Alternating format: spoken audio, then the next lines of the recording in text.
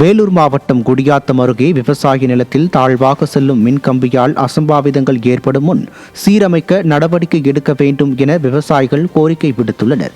பார்வதி என்பவரின் விவசாய நிலத்தில் மின்கம்பி தாழ்வாக செல்வதால் அப்பகுதியில் டிராக்டர் மூலம் ஏர் உழவ முடியாமலும் விவசாயம் செய்ய முடியாமலும் இருப்பதாக கூறப்படுகிறது. இதுகுறித்து விடியா ஸ்டாலின் அரசின் மின்வாரியத்துறை அதிகாரிகளிடம் பலமுறை புகார் தெரிவித்தும் அதிகாரிகள் எந்த நடவடிக்கையும் எடுக்கவில்லை என விவசாயிகள் குற்றம் சாட்டியுள்ளனர். அகழாய்வு குறித்து திமுக அரசுக்கு உரிய புரிதல் இல்லாததால் தமிழகத்தில் நடைபெற்ற அகழாய்வு பணிகளை மொத்தமாக தொகுத்து வழங்க முயற்சிகள் மேற்கொள்ளவில்லை என அதிமுக முன்னாள் அமைச்சர் மாஃப பாண்டியராஜன் குற்றம் சாட்டினார்.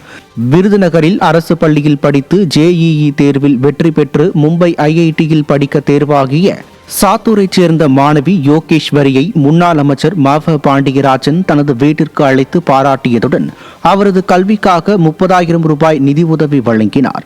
பின்னர் செய்தியாளர்களிடம் பேசிய அவர், திமுக கூட்டணியில் உள்ள கட்சிகள் ஆட்சியில் பங்கு மற்றும் அதிகமான தொகுதிகளை கேட்டதால் அந்த அணியில் ஒரு சலசலப்பு ஏற்பட்டுள்ளதாக சாடினார்.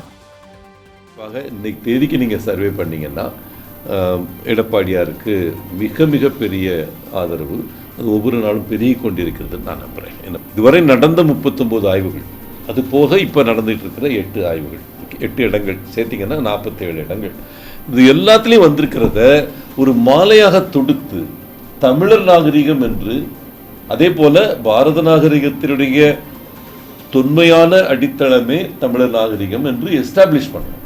சரிங்க, திமுகவில் அந்த புரிதல் இல்லாதனால அவங்க யாருமே அந்த முயற்சியில் ஈடுபடலை.